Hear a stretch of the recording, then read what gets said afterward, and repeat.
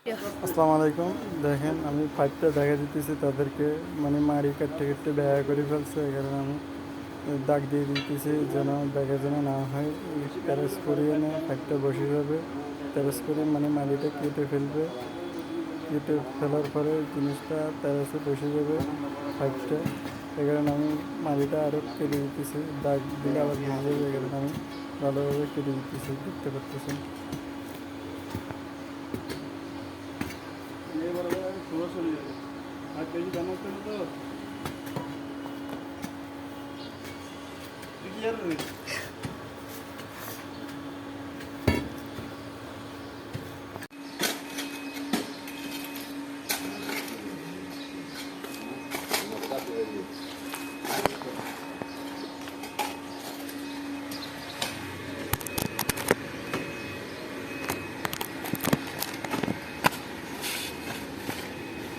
এদিকের মাটিগুলো এত যে শক্ত, মানে পুরো রাবিশ, পুরো চীনা পাথরের ডালাই।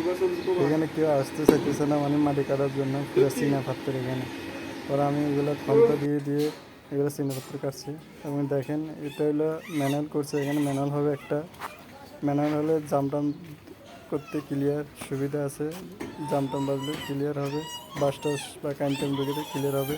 এবং এখানে আরেকটা ম্যানুয়াল হবে, দেখতে পাচ্ছেন। এগুলো ময়লাগুলো পরিষ্কার করে নিতেছে একজনকে দিয়ে।